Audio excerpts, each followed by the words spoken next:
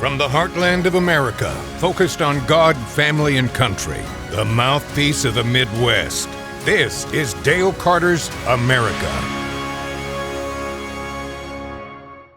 Welcome back to the podcast. We've got all kinds of exciting stuff and some fun stuff, too. Why don't we laugh a little bit? That should be one of our goals here. I'm Dale Carter. He is Kurt Wheeler. He, the one sporting the pink shorts. You said you were going to bring that up. I am bringing that up at the top of the podcast. You didn't waste any time, did you? Here. Look at that. Look at that. First of all, we got to get some sun on those legs. Oh, there's sun on them, believe me. All right. Don't let the lighting fool you. Okay, fine.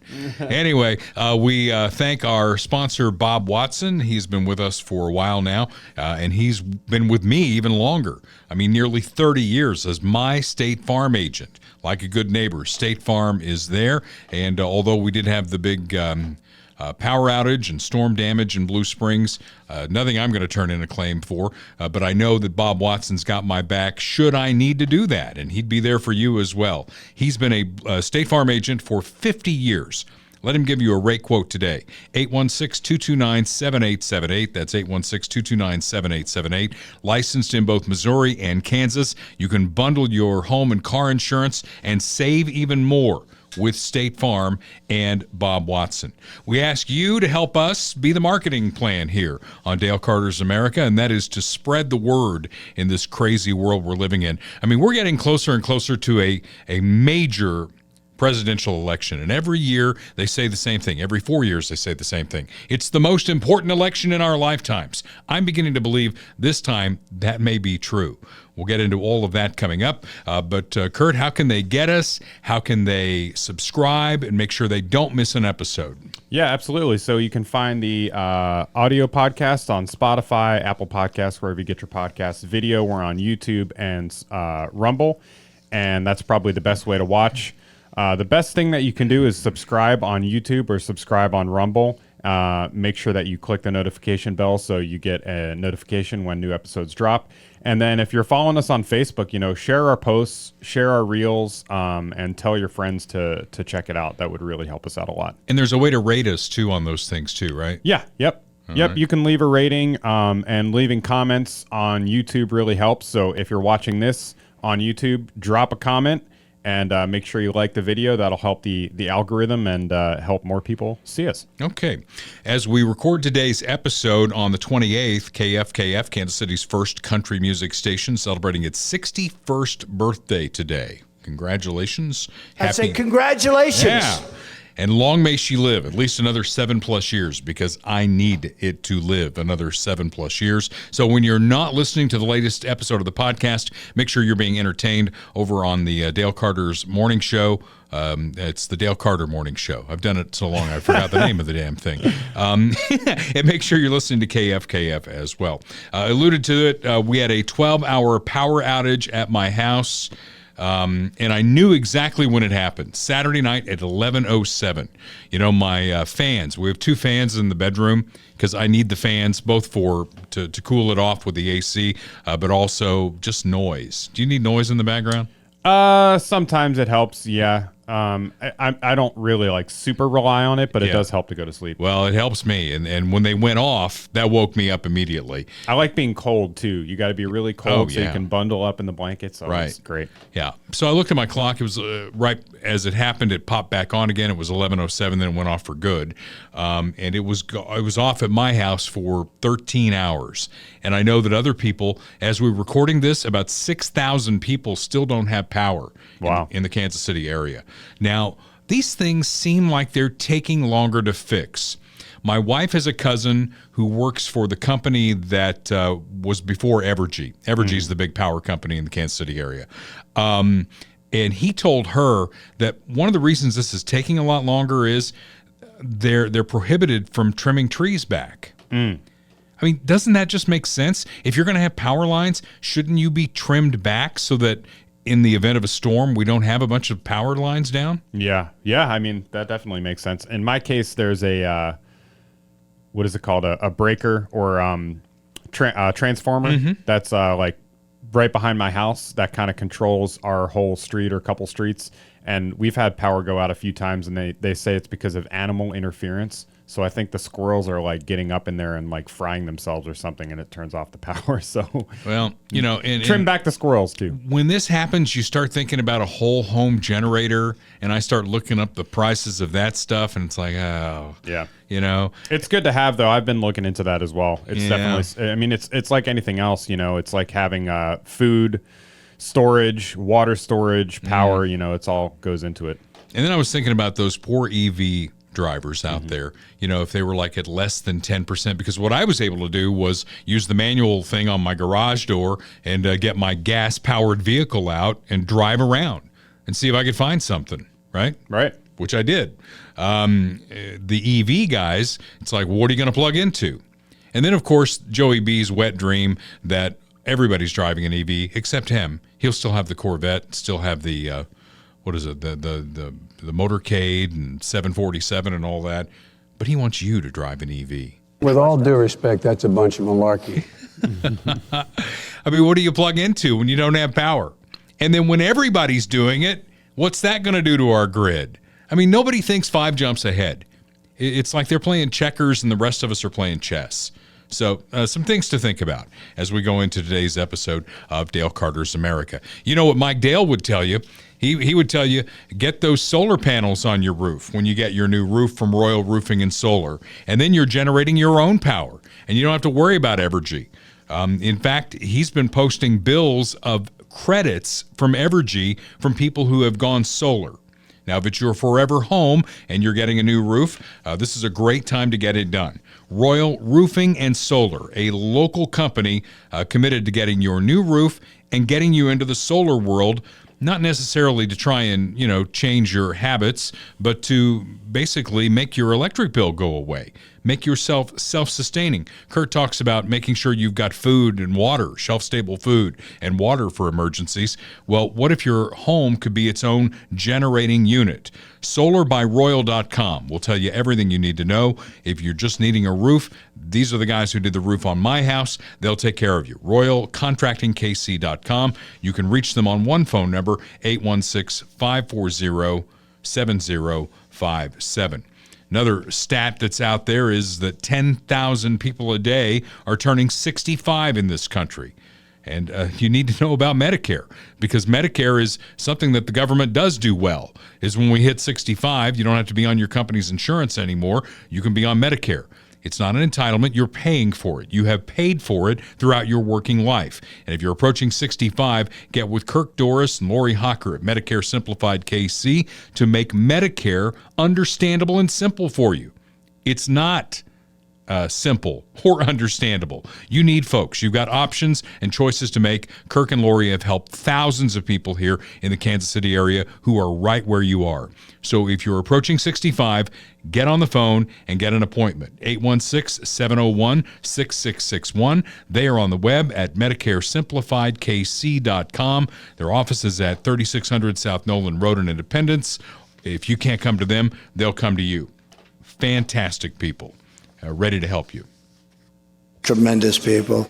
I saw your finger moving. I wasn't as quick on the trigger on that one. Criminal Justice 2024. Who's the justice for? Think about that for a second. Let's start in the state of Illinois.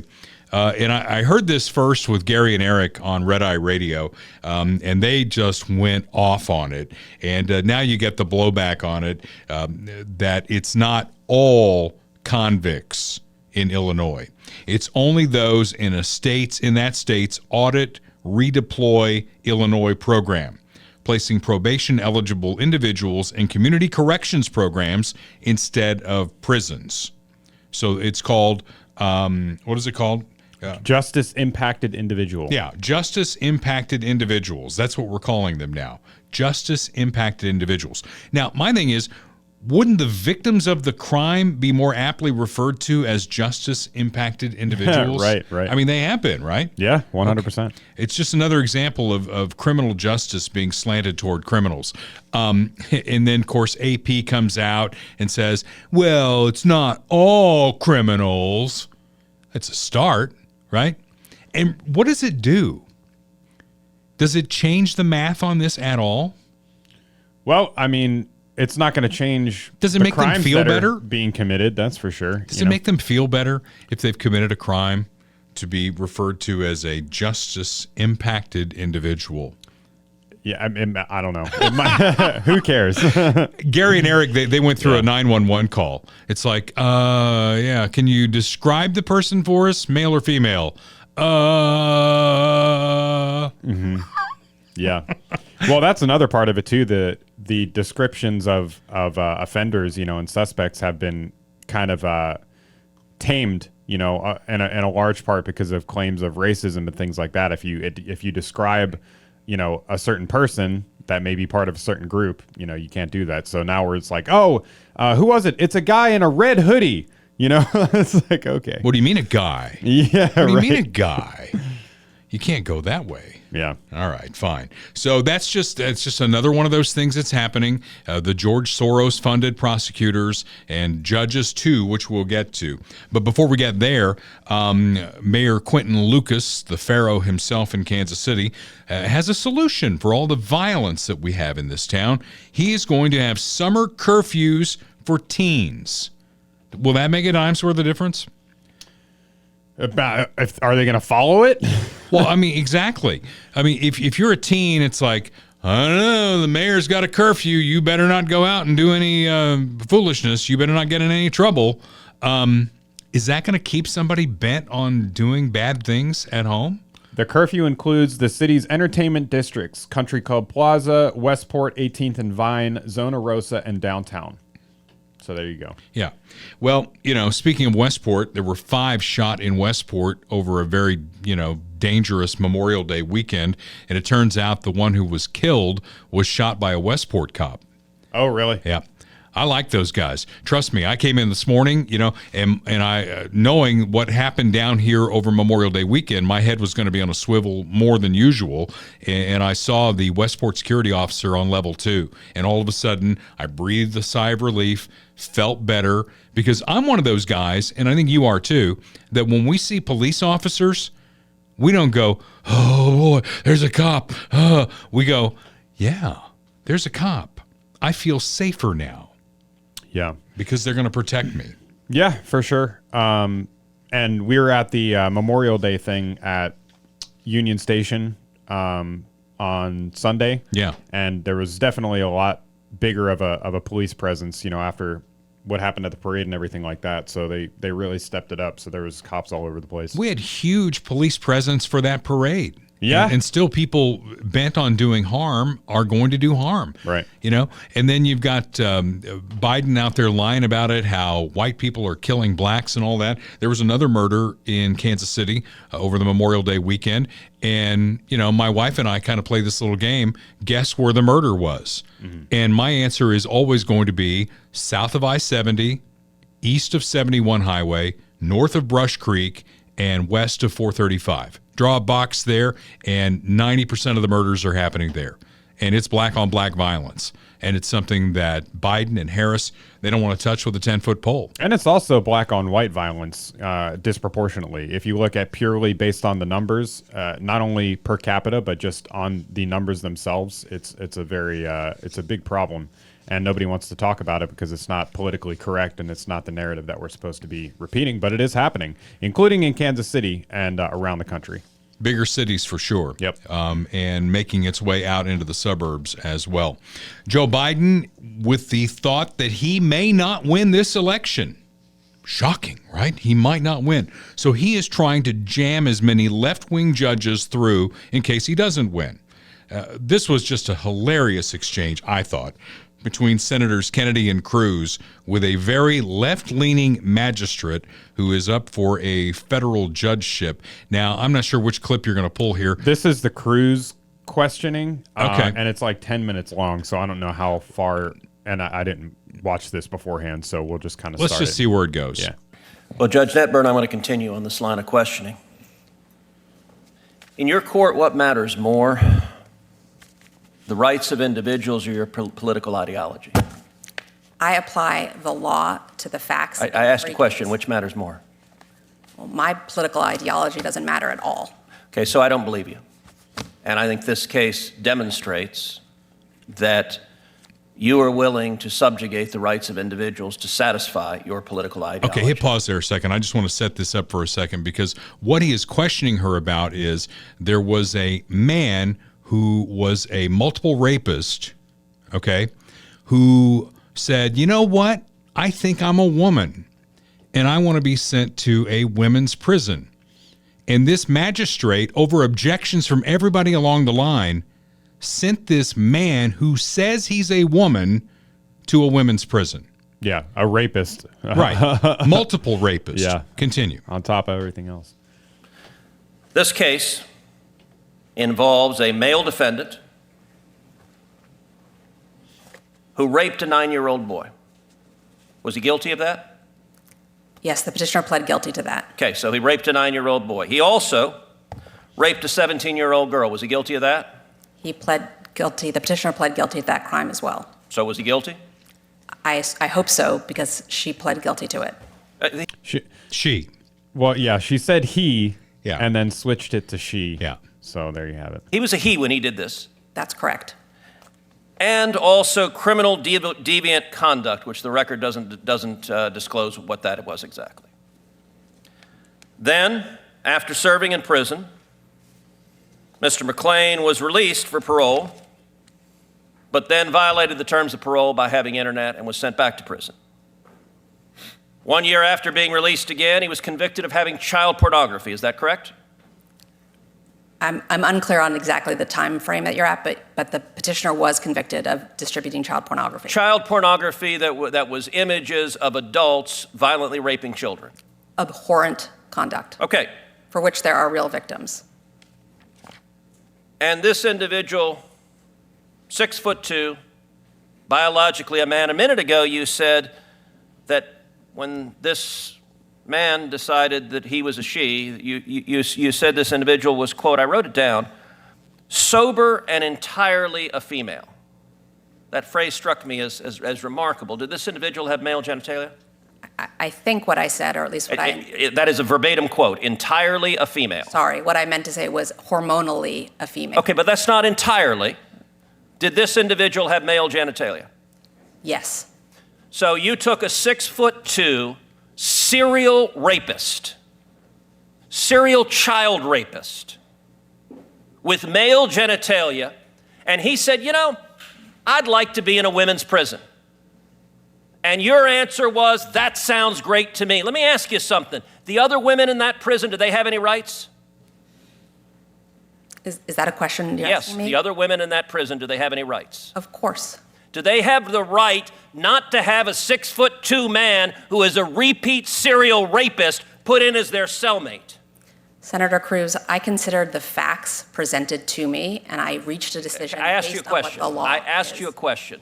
Do they have a right not to have a 6'2" man who is a serial rapist put in as their cellmate? Do those women have a right to that? Every person who's incarcerated has the right to be safe in their space. But you didn't think so. You didn't think so. And in fact, I'm going to give some quotes from your order because Senator Kennedy is right. This is not a judge's order. This is a political activist. By the way, the beginning of your order says, at birth, people are typically assigned a gender. I got to say that would astonish a lot of Americans. A lot of Americans think you go to the hospital, a baby is born, and congratulations, you have a little boy, a little girl. The assigned a gender, I know you went to Brown, but it sounds like it's in a college faculty lounge with no bearing on reality. The Bureau of Prison argued what I'm saying right now, that if you put this person in a female prison, there will be a risk of sexual assault to the women. And you know what you did? You said you didn't care about the women. I'm going to quote what you wrote. You wrote, quote, the Bureau of Prisons claim penological interest in protecting female prisoners from sexual violence and trauma. This interest is legitimate, that's kind of you to say, but there are no signs that petitioner is at risk of reoffending. The record is devoid of evidence of incidents of violence or assault during petitioner's incarceration when she was the perpetrator, only the victim. A theoretical risk of sexual assault by the prisoner without more cannot support the BOP's position. No evidence, theoretical. Have you dealt, in what universe is someone who is a serial repeat child rapist not at a risk of reoffending? Senator, as I do in every case. Okay, I know you've been told to repeat the line, I follow the law. I asked. All right, I think that's enough. Yeah, but you get the idea. These are the people that Joe Biden is trying to put on the federal bench. They're the people that he's trying to make judges because he thinks, he's not going to win, or there's a possibility that he will not win this upcoming election. By the way, what they cited to take that 6'2" man with male genitalia and put him in a women's prison was the Eighth Amendment against cruel and unusual punishment. What about the women in the prison? Yeah. So the argument is it's cruel and unusual punishment to not put him in the women's prison because he identifies as a female? Because he identifies as a female, taking some hormones, still has a penis, still likes the kiddie porn, especially the rape kind of kiddie porn. But that's okay. The Democrats shut this hearing down, and I don't know where it's going to go from there, but they shut it down, and Kennedy and Cruz were all over it. And I love John Kennedy. I love it. It's like Matlock. We've had some clips from him in the past, and just to hear him talk to this woman in just his incredulous tone, it's like, huh? Are you kidding me? 6'2" man with male genitalia? It was pretty good. Pretty funny stuff there. Meanwhile, you got George Soros, the bankroller of soft-on-crime DAs. He's the reason we have a soft-on-crime DA in Kansas City, why they have one in St. Louis, Chicago, Philadelphia, you name it. He is the billionaire putting his money behind it. I'm not even sure why. What is the point? Putting the criminal as the victim, trying to become a majority shareholder in America's second largest group of radio stations. We have talked about this, but now Brent Bozell's Media Research Center is asking the FCC to put the brakes on it. Now, the FCC right now, and again, everything we talk about, elections have consequences. Elections have consequences. Joe Biden won, so the FCC tilts Democrat by one vote. So because of that, it's probably going to go through. Now, what does that mean? The second largest radio operator in America, many of them AM radio stations with talk radio on them. You think he's going to let Sean Hannity stand on any of those stations? I wonder. I mean, he says he won't. It's just an investment. Why can't we take him at his word? Yeah, it'll be interesting to see what happens with the talk radio. But it's even not the talk radio. I mean, it's people get their politics from entertainment too, and obviously you see this with like Jon Stewart, Stephen Colbert, the late night talk show hosts, all that kind of stuff. But it's with celebrities too, musicians, actors, things like that. They kind of all parrot the same talking points. So even on down to just the average talent, like you, for example, on I'm a very average talent. No. Not what I meant, but like your show on KF, for example, it's not a political show, but you do give your opinion, right. And it does have a certain lean to it, and you get complaints all the time. We right. read them on the podcast, right? But stuff like that, even would that change under Soros ownership or leadership? I'd be interested to see what happens there too. Yeah, well, they own KMBZ in Kansas City, which is a legendary news talk station. Wonder what the news will sound like on KMBZ when George Soros takes over as the owner. They're not really right wing though, right? I mean, they're pretty centrist, I think. We're going to get into this when we talk about the Donald Trump trial, and I'm again going to talk about wire service and why that matters. I mean, back in the day, when we had the three networks, ABC, CBS, and NBC, and you had people like Walter Cronkite, who was very liberal. If you've read his books, a very liberal guy. But when you watch the CBS Evening News, Walter Cronkite was right down the middle. You couldn't tell that he had a political bent one way or the other. And now, because of the way the news is written, when I do the news on KFKF, I have to bend it back the other way just to try and get it back toward the middle. And I'll have a great example of that coming up here on Dale Carter's America. Hey, we got more sponsors that we want to thank here. Midwest GI Health and Wellness. And again, I'm going to make an appeal here. If you're 45 or older, it's time to get your colon cancer screening, the colonoscopy, because colon cancer is a very real killer of Americans. And we used to set the line at 50. Now we've moved it back to 45. What does that tell you about the prevalence of cancer, especially colon cancer? Colon cancer is a very slow-growing cancer that ultimately will kill you. And we've had examples of that. Younger people who went unchecked, colon cancer developed, and it killed them. So let Dr. Mark Taramina and his staff get in there, do the colonoscopy at 45, and take care of it before it becomes a problem. In most cases, my case in particular, it was clean as a whistle. We'll see you in 10 years. Some people have polyps. My mother had polyps. They took them, they tested them, everything was fine. We'll see you in 10 years. These are the kinds of things that you can get in front of and fix. They'll also do the upper GI as well. Trained staff there in Lee's Summit can take care of everything. You don't need a referral from your doctor.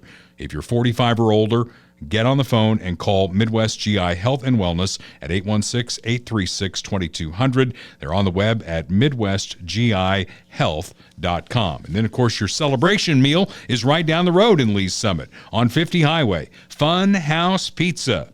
It's fun.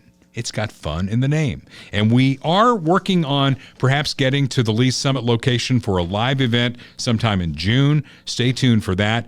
We might even have a very special guest who will join us that day, and we'll have more about that in the coming days and weeks. But if you've got a celebration of any kind, you got your Little League baseball party, soccer team party, kids' birthday party, you can celebrate it all at Fun House Pizza. 50 Highway in Lee's Summit, 7 Highway in Blue Springs. Longtime supporter of Dale Carter's America. Jim Dingman, a fine American, former Marine. Can you say former Marine? I'm not even sure what the lingo is on that. Retired Marine? I think it's once a Marine, always a Marine. Always a Marine? What they say, yeah. All right. We need to get Mark Zarda to tell us the correct lingo that we use on that. But Semper Fi, good guy. Just pull your pants up before you go in to Fun House Pizza. Next segment, Joey B. How can you even be mad at this point, right? It's kind of like, do you remember the old thing about the spider and the frog, something like that? It's two animals, and the spider needs a ride across the water. Is it a frog? I think it's a frog. And the frog says, I'm not going to let you on my back because you'll sting me and kill me. Have you heard this story? Sounds vaguely familiar. Vaguely familiar. So, the spider convinces the frog that it's going to be okay. They get halfway across the water, and the spider stings the frog. And as the frog is going under and dying, the frog says, why did you do that? And the spider says, it's just who I am. It's my nature. And it's the nature of Democrats to expand federal government. That's their nature. And Joe Biden is a stubborn old man, and he is intractable. He is not going to change his mind. And in the words of Obama's defense secretary, Barack Obama, a Democrat, by the way, so Robert Gates, also a Democrat. We've had this quote before, but I think it's time to bring it back. Robert Gates on Joe Biden, quote, I think he has been wrong on nearly every major foreign policy and national security issue over the past 4 decades. That's a Democrat saying that about Joe Biden. Well, he's not Trump. That's why he won. How many of those votes out there were pro-Biden or anti-Trump? You know what the answer to that is. Well, Biden once again has tapped the Strategic Petroleum Reserve to try and lower gas prices as we head toward Election Day. Why would he want to do that at this point? What is his motivation for keeping gas prices lower? It's pretty obvious, I think. Yeah. So the Strategic Reserve is there for a national emergency or a war. Donald Trump, when gas prices were really low, was trying to stockpile at the Strategic Reserve, and Congress prohibited him from doing that because they were controlled by Democrats. Mm-hmm. Yeah. But now the commander-in-chief can go in and say, gas prices are a little high. I need that to win. So let's raid the Strategic Reserve. It's at dangerously low levels. Yeah. Yeah, it's a problem for sure, especially with all of the foreign policy failures that the Biden administration has had in Ukraine, in Israel, elsewhere. Afghanistan. We may need that. So yeah. And I don't know how you are, Kurt, but I don't wake up every morning going, how can I hate on Joe Biden today? No. I just take a look at what he does. And it's like, well, I don't agree with that. Right. And that's the way you ought to look at it. Wake up every morning and look at, you should have done that when Trump was president. I certainly did. When Trump was president, I went, yeah, that makes sense. Remain in Mexico. Yeah, I like that. Drill. Oh yeah, let's become energy independent, which we did. And then this guy comes in. We try and give him a break. It's like he says, just give me a chance. Just give me a chance. And then he starts signing all these executive orders. He rips up everything to do with the border. He rips up the Keystone Pipeline. He makes it incredibly difficult for domestic energy production. And now all of a sudden we're no longer energy independent. Now we're energy dependent. How does that make you feel? Not good. Yeah. And then, he wades into, talk about his foreign policy debacles, he wades into what's going on over in Israel. He wants to tell Bibi Netanyahu how to conduct a war after he was attacked in October. And then he says, well, I'm going to build this pier. I'm going to build this pier in Gaza City because we're going to bring in humanitarian stuff. What did he think would happen? They're under attack constantly. Hamas runs Gaza, and they are a terrorist organization that is funded by Iran. What did you think would happen, Joe? Yeah. Again, they're not playing chess over there. They're playing checkers. I mean, why are we funding both sides, first of all? I mean, we disagree on this issue, I think, but at the very least, I think we can agree it's very strange that we're sending all this money to Israel and then we're also sending money to the Palestinians. Like, why do that? Well, if we're going to take a side, then take a side, yeah. Right? Well, we're funding Iran, which is where Hamas gets their funding. Right. So that's where I'd cut that off immediately. And I think Trump will too. Trump will go back there and say, that deal that Obama had with you guys that I threw in the trash can and Biden resurrected, it's back in the trash can. So we will pick a side at that point. And our side is Israel. And what Donald Trump did in foreign policy, the Jerusalem Accords, the Abraham Accords, moving the capital to Jerusalem, and getting countries around Israel who were bent on the destruction of Israel to start talking. That's what he did in foreign policy. Right. Biden's foreign policy has been an absolute joke and an abject failure, just as former Obama Defense Secretary Robert Gates predicted it would be, based on the previous 40 years of his service. On the home front, Biden continues to transfer student loan debt from those who took out the loans to the rest of us, who either paid them off or never took them out in the first place. Now, in my case, college is way in the rearview mirror, so my student loan debt is well retired. How about you? Oh, no, I still got it. And it's not been forgiven? Wait a minute. Not yet. Did they look into you and say, that Kurt? Questionable guy. Make him pay double. He's a Nazi. Is that what they call you? A Nazi? A Hitler? I've been called such things. Yeah. Fascist? Yep. Yeah, you've been called all those things. It's a shameless attempt to get votes. Yeah.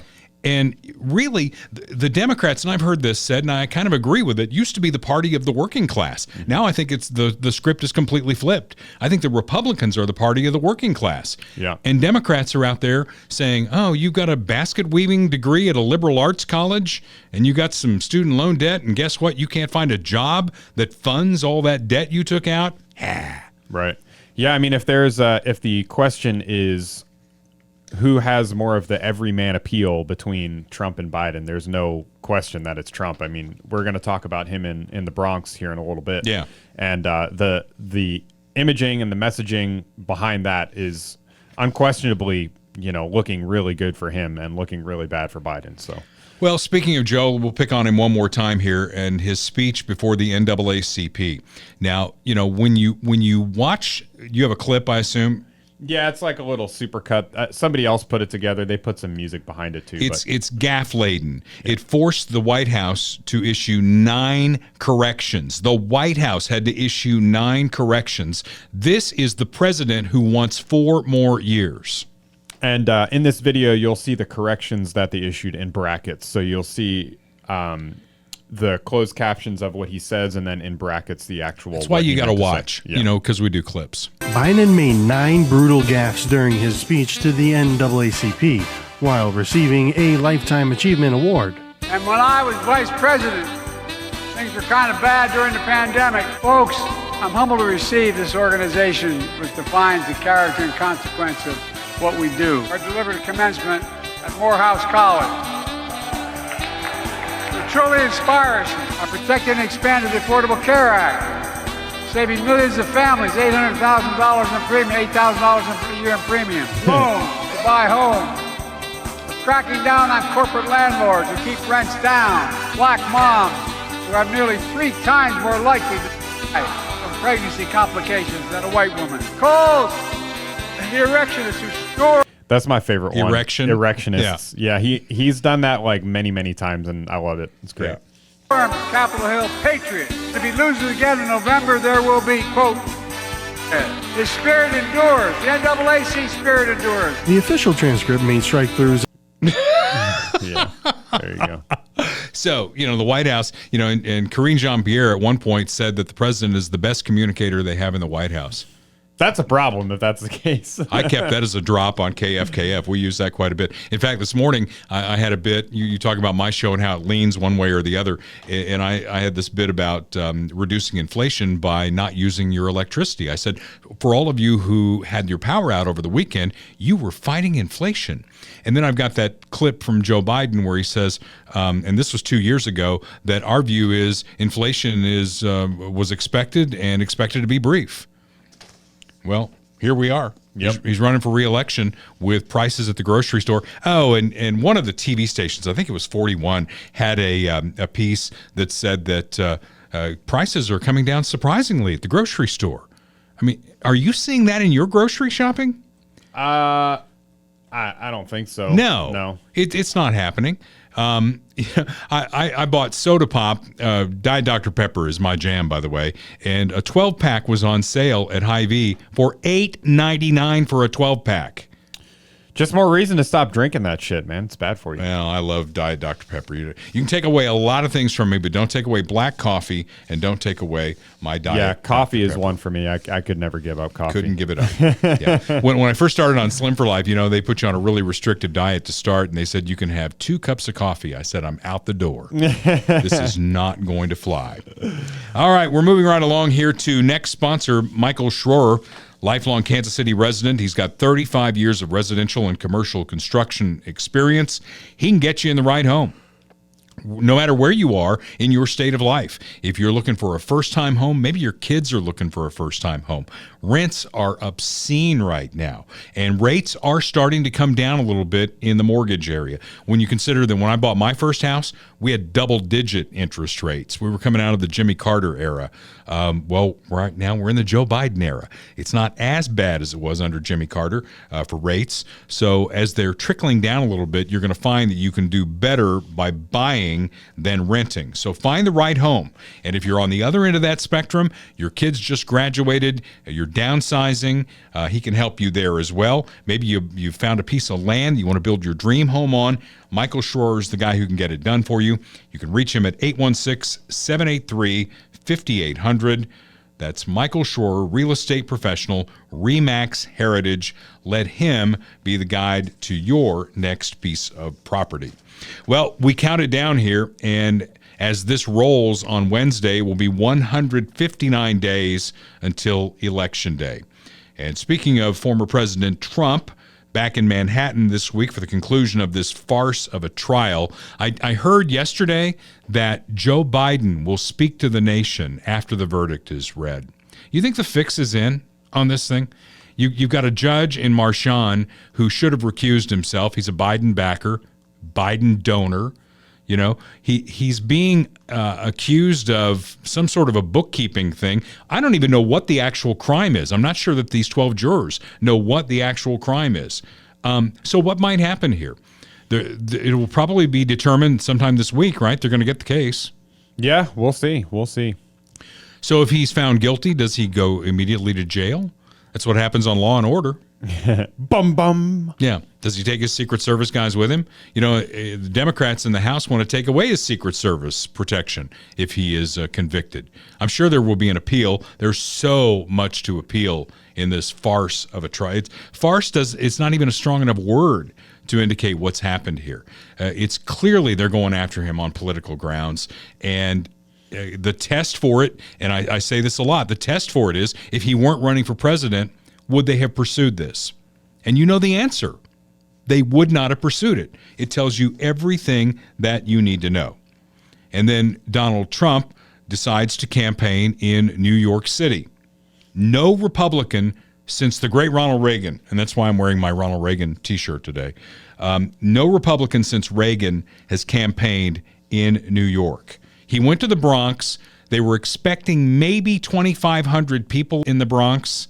The crowd was estimated at 35,000 people in the very blue, deep blue Bronx. And as you look at some of the clips on this that you've got, I want you to look at the minorities in there, blacks and browns, out there supporting Donald Trump.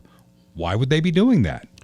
Yeah, it's scaring the shit out of the Democrats for sure, seeing this stuff, seeing such a big turnout in the Bronx, seeing the support that he's getting from these communities. It's very bad news for them.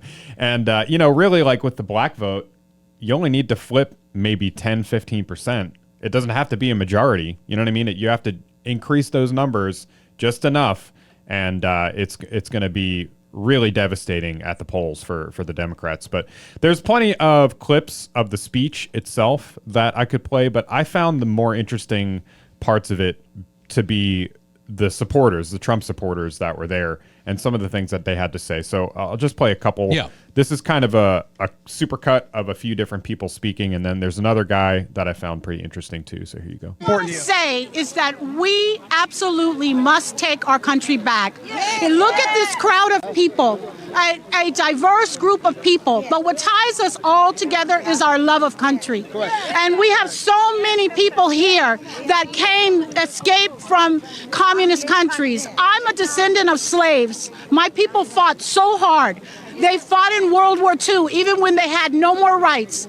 My father was a drill instructor in the United States Marine Corps during the Korean War era. I have to stand up for my country. This is a beautiful and great country, and we have to stand up and save it right now. All right, yeah. Go for America. Let's go. We must. We must. Yes. Love her. Hey, I came from Vietnam. I feel like I'm backed into it now with Biden. We got to get rid of him. We can't turn into communism. Why is this happening? This is a scary country right now, and it used to be so great. Bring Trump back, please. Please. Everything was super cheap on the Donald Trump, and now everything is super expensive. We can't even ride the MTA in peace. Yeah, you just go to Roosevelt Avenue or the Roosevelt Hotel. You see illegal immigrants everywhere. The subways are becoming super dangerous. I mean, it's just getting extensively ridiculous, and everybody's noticing, especially here in New York. You got the most crooked set of government here with Eric Adams, who swaps and goes back and forth on everything he does, and then he says, "Oh, we got to make things better for the migrants crisis going on over here." When you're the one who caused it, you're the one who called this a sanctuary city. You, Hochul, Letitia James, Alvin Bragg. All of you guys are scumbags, all of you. And what we saw under Trump was absolute success from every corner. The greatest numbers of black unemployment, the lowest rates of inflation. I mean, everything is going up right now. I got a big truck and my gas is going high as all hell, and that's under Biden. You had to see Pelosi the other day had to act like the Trump's presidency was going down. Meanwhile, the host said, yeah, but there was a pandemic, though, right? And they have to kind of lie to the people to make us think that this is what it is. But it's all fun and games. It's all fun and games until we all find out what the truth is. So that's a great clip. Love and then that that guy. goes on for a little while. Yeah. And then there was another one here. This guy, you were mentioning that nobody had campaigned. I think specifically nobody's campaigned in the Bronx since Reagan. Since Ronald Reagan. And if you haven't, we're not going to play it now, but if you haven't, go back and watch those clips of Reagan in the Bronx, because it's really interesting. The crowd there is pretty hostile towards him, actually. Well, let me paraphrase what he said, because they were hostile to him. Yeah. And he basically told them there is no government program that is going to lift you up by the bootstraps. That's what I'm here to tell you. Right. And, maybe we've played it on the he podcast carried New before. York. I don't remember. He carried New York both times. Yeah, for sure. But this guy kind of alludes to that and talks about Trump coming to actually where the people are and things like that. This is a good one too. What are you here for? I'm here to watch the Trump gathering rally here. What do you think about him being here? I think it's great. I think it's dope. I felt from my generation, from what I know, this is the first time president has actually came to the hood. I know presidents have came to the Bronx before, but we're talking about Woodlawn, Riverdale. He has came to Morrisania, South Bronx, the hood. So I respect that. And then Kathy Hochul, who is the Democrat governor of New York, do you have the clip on what she referred to these people as? Can I play one more clip real quick? Yeah. Because I'm only going to play one Trump clip, and it's this right here, because it's just the greatest. We love him, don't we? We love Donald Trump. Oh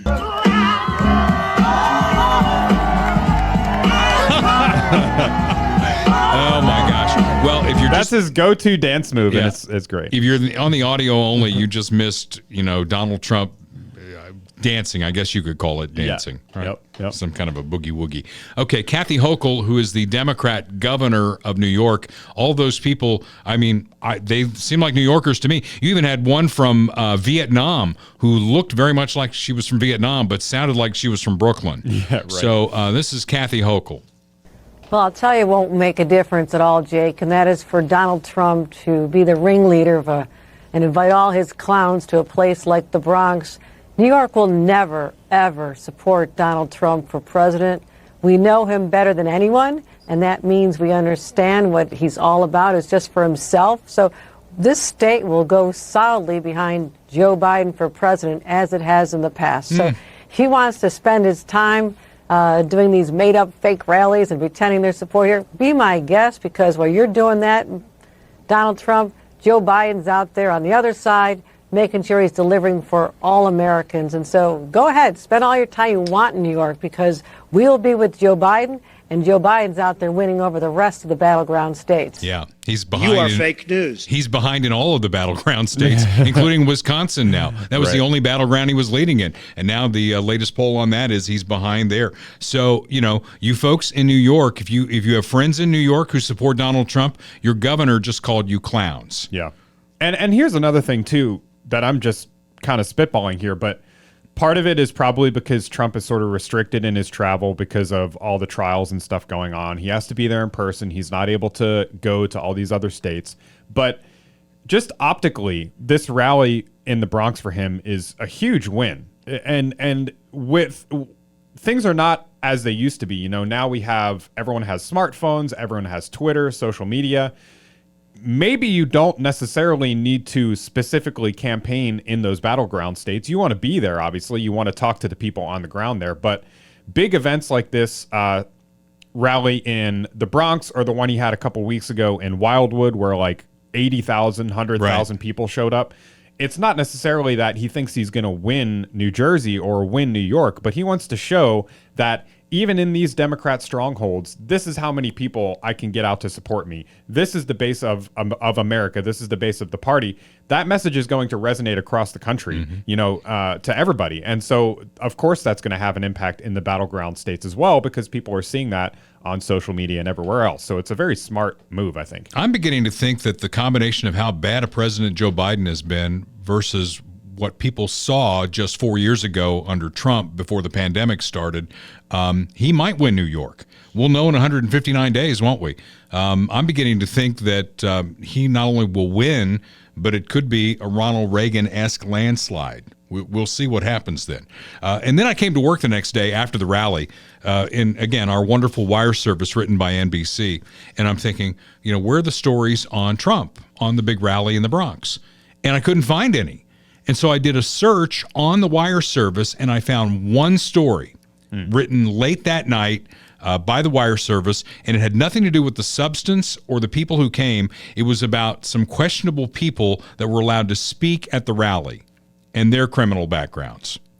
Okay. So it had nothing to do with the rally or the crowd. It had to do with some people who were allowed to speak at the rally. That's the wire service written by NBC, and that's why that's an example of how the media is trying to win this thing for Joe Biden. But even them, they're seeing what's going on, right?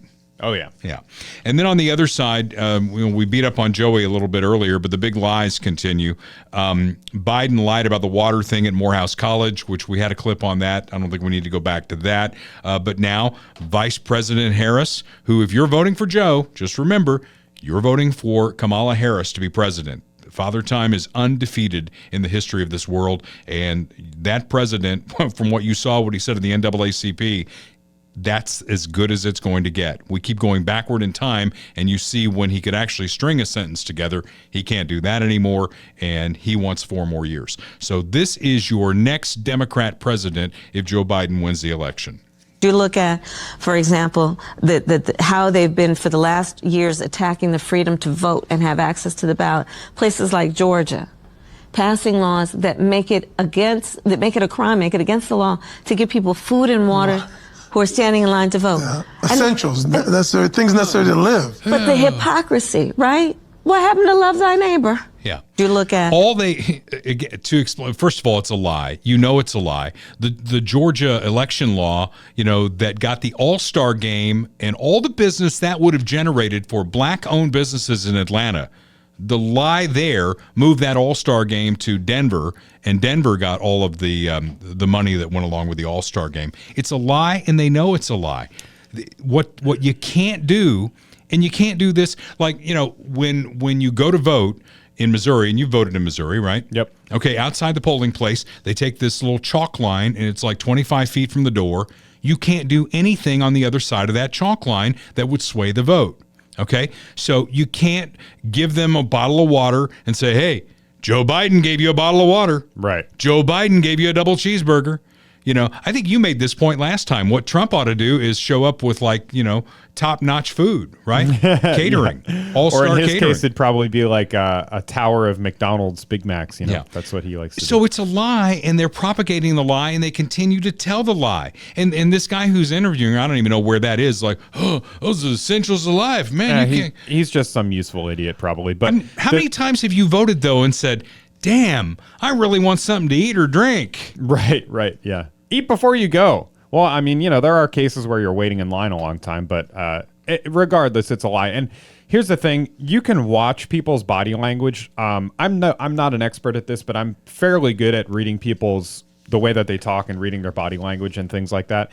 And you can tell just from this that she knows it's a lie because she stumbles over her words. She's about to say it's illegal, but then she ends up saying that, but she kind of pauses for a second because you can tell in the back of her head, she's catching herself. So watch this one more time.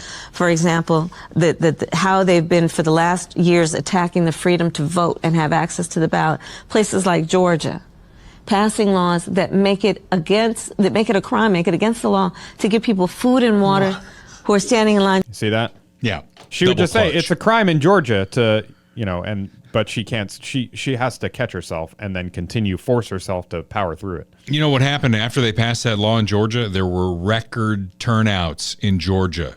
It didn't keep people from voting. Right. So it's all a big lie. And the water lie, we're going to conclude the podcast with here in just a second. You'll love this.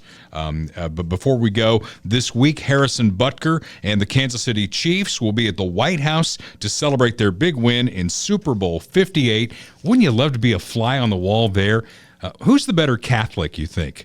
Is it Harrison Butker, the kicker for the Chiefs, who espoused family values and took slings and arrows because of it? Or Joe Biden, the guy who makes the sign of the cross at an abortion rally? Right. Yeah. Well, and Butker's called him out, not by name. He hasn't said Biden, but he said, our president. I wonder if Butker will go. I think he will. Yeah. Yeah, I think he will. I don't think he's petty like that. He doesn't seem, I've thought about this for a while too. It's like if let's say you're on the Chiefs, you're a right-wing guy or whatever, and you want to protest, you want to show that you don't support the Biden administration. It seems a little petty to me. Now that I think about it more, like maybe the mature thing to do is, he's still the president. You have an opportunity to meet the president. That's a pretty big deal, whether you agree with him or not. I would go. You should go, I think, and not bring politics into it. Just go, wear your suit, smile, get the photo op, and then, you can voice your opinion later. But just, the ability to go and meet the president, I think, is something that shouldn't be missed. Shake his hand, say, "God bless you, Mr. President." Right. Yeah, that kind of thing. Yeah. Take the high road. You know, you said earlier that I get some complaints on the show and what I do on the show. Actually, the biggest complaint I got in the last week was the promo that you put in there for Dale Carter's America, the podcast, really? Because it was about the whole Butker thing. And some woman went off. I don't have it in front of me now, but she's never going to listen to KFKF again. She's going to go listen to Q104, which is fine because Q104 is one of our sister stations here at Steel City Media. So if you think I'm too right-wing, go over there. They won't offend you at all. I promise they won't. But it was more about Butker and, you know, the fact that I basically said, as a Catholic, he's a much better Catholic than I am. He inspires me to want to go back to church. Right. And because I said that, this woman was like tearing me apart in a very unchristian way, and she's never going to listen to me again. Well, maybe she's hate watching right now. Let's hope. I love that. You know, can we get more hate watching, hate listening, and that sort of stuff? I don't care why you do it or how you do it. Let's just keep those numbers going. We just need those numbers, baby. In fact, if you want to complain to 10 of your friends, go complain to them. Because they might just dip in here and say, what's that all about? We'd Complain in the comments section on Facebook. It helps the algorithm. And we want to thank Blue Springs local State Farm agent Bob Watson. He's been helping folks like a good neighbor for 50 years. Auto, home, life, commercial insurance, pontoon boats are out on the lakes again. Get those insured. He can insure your pets, your life. Licensed in both Missouri and Kansas. You can bundle and save even more, and Bob Watson can show you how to do that. You love the commercials with Patrick Mahomes, Travis Kelce, and Andy Reid. Well, that's the national branding of State Farm.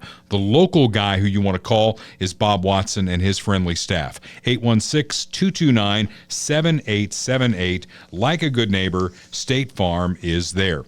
Now, one of my favorite shows, and I'm sorry to say that they just had their last season on the air, was Curb Your Enthusiasm. Larry David. Were you a Seinfeld fan at all? That probably doesn't hit your generation. Yeah, it was a little bit before me. My folks watched it when I was younger, and I've seen a few episodes. Well, but Larry David is the co-creator of Seinfeld, along with Jerry Seinfeld. Right. And this is the 12th season now of Curb Your Enthusiasm, and it's a funny show. Have you ever watched Curb? I've seen a couple episodes again, but not that much. You know, my kids, because Larry David reminds them of my stepfather, reminds me of my stepfather, because he gets onto something, he'll never let it go. Right. And that's Larry David. So season 12 involves the Georgia election law. To set the stage, Larry took in a family after a hurricane. I can't remember which one it was. They were the Black family, and they came to live with Larry. And now only one of the Black family, that's their last name, has stayed with him. J.B. Smoove is who plays the character, and he is hysterical. So the matriarch of the family goes back to Georgia. Well, season 12 opens with Larry David going for an appearance in Georgia, and he runs across the matriarch of the family while she's in line to vote. I'm good, but oh, hi, y'all. Look at you. What you doing here? Well, we're on our way to the airport, but I thought we should stop by and return. Oh, you remembered. I remember. Are you kidding? It was on my mind every minute. Well, I hope it wasn't on your head. I hope you didn't stretch these. Well, I put them around my butt yesterday, so they might be a little bigger. Yeah. Oh, y'all. It's hot out here, Larry. Boy, this is brutal. Yes. How long you been waiting? Over 2.5 hours. What? Yes. That is just insane. It's horrible. What could they put people through just to vote? I'm melting out here, Larry. You know what? I got some water in the car. Do you want it? I would love it. Yeah. Quiet, chubby. Here you go. I knew this would come in handy. Oh, yes, yes, indeed. Thank you. For this, sir. In the Navy blazer, put your hands in the air. Me? Yeah, you. You under arrest for violation of the Election Integrity Act. What are you talking about? It is illegal for anyone in the state of Georgia to provide food or water to voters in line at the polls. What? That's barbaric. What kind of law? Are you serious? I'm dead serious. You're coming with me. You can't do... Oh, no, you're making a big mistake. I'm sorry, baby. I forgot. I'm not even from here. I just came to make an appearance at a party, and I didn't even get paid. I was just being cordial. I was being cordial. I love that show. There's his mugshot, Larry David. And they built the entire season around what you just saw there, what you just heard there. And it comes down to the end, not to be a spoiler, but there's a big trial, much like the end of Seinfeld. A lot of people complained about the end of Seinfeld, that it ended with a trial and they all ended up going to jail. And Jerry Seinfeld was even on the last one making a joke out of, man, maybe you can fix how the Seinfeld show ended. And he gets sentenced to a year in jail for giving that woman a bottle of water in line. That's how ridiculous this whole thing is. And just a little side note here on Curb Your Enthusiasm, interesting note, RFK Jr.'s wife, Cheryl Hines, plays Larry's long-suffering ex-wife. They were married during a lot of the show, and then they got divorced, and she ended up marrying Ted Danson. A lot of these people use their real names, like Ted Danson is one of the recurring characters on the show. And the reason, I'm off on a rant here on Larry David and Curb, but the reason they got divorced, after all of the shit that Larry put her through, he was trying to get the game, and he had a cable tech there, and Cheryl's on a plane, and the plane is in terrible turbulence, right? She thinks she's going to die. So she pulls the airphone out of the seat. Remember when they used to have those? Yep. She pulls the airphone out, puts her credit card in, and she's calling Larry, and Larry's not even listening to her. He's like, oh, yeah, a little more to the side, a little more to the side. She's like, Larry, I think, you know, and she thinks she's going to die. And then she finally comes home, and she's pissed, and that is the end. And that's why that was the straw that broke the camel's back. That's funny. So if your wife calls you from a plane and thinks she's going to crash, put aside everything else and listen. That's my advice for the day. Until next time, this is Dale Carter's America. The views expressed on Dale Carter's America are Dale's and Kurt Wheeler's. They do not necessarily reflect the views of KFKF or Steel City Media. Comments can be sent to DaleCartersAmerica@gmail.com. Check back for weekly episodes. Subscribe, spread the word, and give us a 5-star review. Thanks for being a part of Dale Carter's America.